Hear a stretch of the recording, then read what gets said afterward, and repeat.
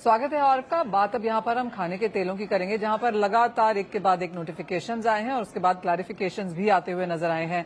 हमारे साथ अब यहाँ पर अतुल चतुर्वेदी जी जुड़े हैं। अतुल जी नमस्कार। और 20% की ड्यूटी हाइक शायद बाजार एस्टिमेट कर ही रहा था, उसका रिएक्शन हमने नोटिफिकेशन से पहले और नोटिफिकेशन के बाद भी आता हुआ देखा। लेकिन बात हम करेंगे जो पीआईबी का लेटेस्ट सर्कुलर आया है, जहां पर ऑफकोर्स सी और आईवीपीए सोपा की मीटिंग भी बुलाई गई थी सेक्रेटरी के साथ। अब जो ये बात की जा रही है कि जो ऑलरेडी स्टॉक आ चुका है, सबसे पहले तो इसका नंबर क्या है, क्योंकि सरकार ने इसका आकलन 30 लाख टन पे किया है। मेरे पास एग्जैक्ट फिगर्स तो नहीं है, बट मोरलेस जो गवर्नमेंट की फिगर्स हैं वो सही होंगी। But $1 million question in this है, ये एसोसिएशंस नहीं दिए होंगे। हाँ, इसमें से कितना ड्यूटी पेड है और कितना नॉन ड्यूटी पेड है।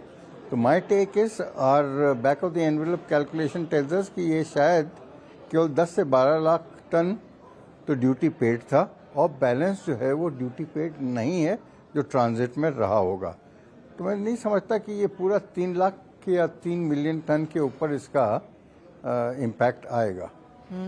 Atul ji, clearly first feeling यही था कि ठीक है, फार्मर के पास तो इसका इनडायरेक्ट बेनिफिट जब आएगा तब आएगा। इमीडिएट जो मुनाफा था 20% ड्यूटी का, वो ट्रेड में था।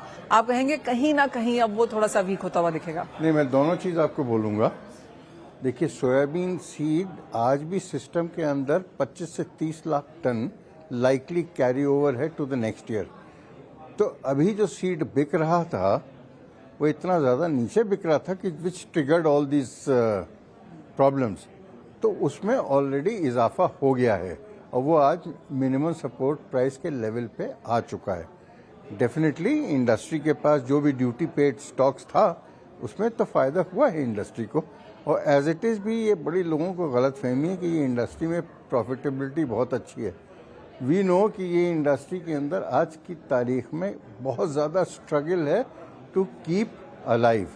आपको ये शायद नहीं ख्याल होगा कि आज की तारीख में सोयाबीन इंडस्ट्री के भी हालात बिल्कुल वैसे हो गए, बास्केट केस टाइप होता जा रहा है। राइस ब्रांड एक्सट्रैक्शन इंडस्ट्री का अभी हम लोग मीटिंग कर रहे थे, तो उसका सोयाबीन, उसका जो डीऑइल्ड मील होता है उसके ऊपर एक्सपोर्ट बैन है। वो इंडस्ट्री की भी हालत ख़राब हो गई है। तो आज एक्सट्रैक्शन इंडस्ट्री की हालत कोई बहुत अच्छी नहीं है। एंड एग्जैक्टली यही चीज में भी हो सकता है उनको ये लाइफलाइन मिल रही है। जी हाँ, स्पेशली सरसों वालों के लिए वहां पर भी क्रशिंग की हालत काफी खराब है। वो इंडस्ट्री भी लगातार कहती रह रही है। बात अब यहाँ पर कंज्यूमर की करते हैं। एंड सडनली जिस तरह के ट्वीट, मैसेजेस, रिएक्शंस हमने कंज्यूमर्स की तरफ से आते हुए देखे हैं कि फेस्टिवल्स के पहले ये ड्यूटी बढ़ाई गई है, उसका इम्पैक्ट तुरंत आने को देखने को मिलेगा। वहां पर कैसे देखते हैं आप एक बैलेंसिंग? एक चीज आप समझ के चलिए कि प्रोबेबली शुगर और एडिबल ऑयल, ये दोनों कमोडिटी इंडियन कंटेक्स्ट में प्रैक्टिकली इन्फ्लेशन प्रूफ है। इनफैक्ट मैं कल किसी से बात कर रहा था कि या ये कोर रिपोर्ट में with Govind Rajan 0.8% is deflation in edible oil prices. तो हिंदुस्तान में अगर देखिए, अगर इन्फ्लेशन नहीं आएगा तो वो सेक्टर नहीं पनपेगा, और अगर ऑयल सीड फार्मर को सही दाम नहीं मिलेगा तो वो भी नहीं पैदा करेगा। तो अपने लोगों का जो साइकिल है ना कि आज 60-65% we are dependent on the world and we have heavily compromised our edible oil security, वो चलता रहेगा। तो मैं समझता हूँ it is a step in the right direction. और जो पैम्परिंग अपने अर्बन कंज्यूमर को जरूरत से ज़्यादा करते रहे over the years, which has resulted in this situation। एक चीज मैं और जरूर शेयर करना चाहूंगा कि सर में दर्द है और दवा हम लोग पैर रहे हैं जी। आज एडिबल ऑयल में तो कोई इन्फ्लेशन है नहीं। जो इन्फ्लेशन है वो आपके पल्सेस में है या वेजिटेबल्स में है। So why penalised a sector which is in any case already suffering. अब यहाँ पर जिस तरह के इंपोर्ट्स हमने इस साल में होते हुए देखे हैं, जो कि काफी कन्वीनियंट हैं, अब आगे जाकर आपको क्या लगता है किस तरह के इंपोर्ट्स हम बाकी के फेस्टिवल मंथ्स में स्पेशली आता हुआ देखेंगे, और क्या सेंस है यहाँ से प्राइसिंग की? देखिए, हम लोगों को ये अंदाज था कि शायद इंटरनेशनल प्राइसेस 7-8% घटने चाहिए। वो फर्स्ट 2-3 दिन तो घटे भी, पर अब ये नहीं किसको मालूम था कि यूएस जो है इंटरेस्ट रेट्स घटाएगा और ये सब करेगा, उसका इम्पैक्ट बाजारों पे वापस पड़ेगा। तो जो हम लोग सोच रहे थे, एक्सपेक्ट कर रहे थे कि मंदी आनी चाहिए, वो शायद नहीं आएगी। ये भी पॉसिबिलिटी है। तो एक बात तो आप लगातार कहते रहे हैं, इंडस्ट्री भी कहती रही है कि lower prices are behind us. जो पहले के प्राइसेस थे 2-3 साल पहले के, कोविड के पहले के, वो अब यहाँ पर नहीं देखने को मिलेंगे। लेकिन कितने हायर प्राइसेस यहाँ से देखने को मिलेंगे? हम लोगों का मानना है कि हिंदुस्तान के कंज्यूमर को 120 रुपए किलो का तेल एट होलसेल लेवल, ये ठीक लेवल है। और वो 70, 80, 90 रुपए का लेवल जो एक जमाने में हुआ करता था, I think that is history. और उसको अपने को भूल भी जाना चाहिए। इनकम लेवल्स बढ़ गए हैं, सब लेवल्स में बढ़ गए हैं, तो क्यों ना हमारे ऑयल सीड फार्मर को 2 पैसे ज्यादा मिले और बेहतर मिले।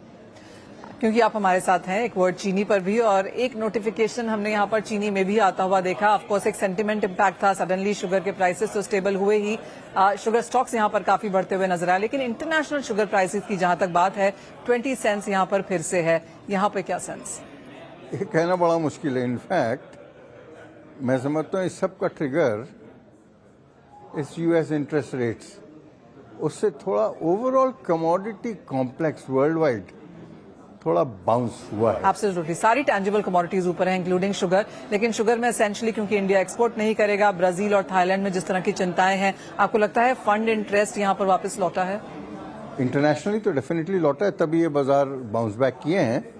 पर इंडियन कंटेक्स्ट में मैं आपको और आपके सुनने वालों को सबको आश्वस्त करना चाहता हूं कि हिंदुस्तान का इस साल रकबा भी बढ़ा है और overall rain gods have been Indian.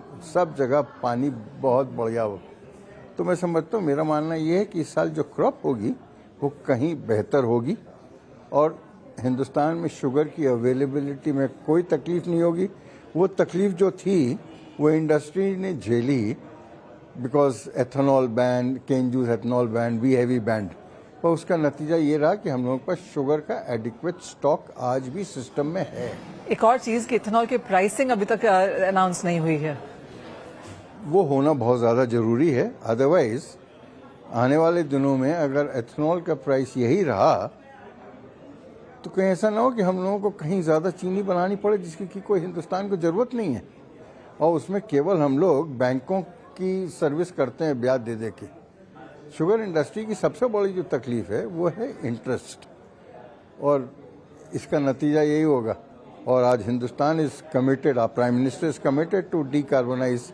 तो मैं समझता हूँ कोई औचित्य नहीं है कि आज मक्के के एथेनॉल को 72 रुपये में आप लें और गन्ने के 60-65 रुपये में लें। कहीं ना कहीं ये अतिशयोक्ति, कहीं नहीं ये गलती है। इसको इस एबरेशन को दूर करने की जरूरत है। ऑलराइट, तो काफी सारे नोटिफिकेशन सरकार की तरफ से आए हैं। सिर्फ एक का इंतजार है, वो भी शुगर इंडस्ट्री को, और वो भी एथेनॉल प्राइसिंग को लेकर। तो वो एक्सपेक्टेशन है कि बिफोर क्रशिंग, जो कि नवंबर में स्टार्ट होने वाली है, उसके पहले ये भी आता हुआ नजर आएगा। बहुत शुक्रिया अतुल जी साथ जुड़ने के लिए, ऑयल सीड्स और शुगर दोनों पे ही हमारे साथ चर्चा करने के लिए। Thank you.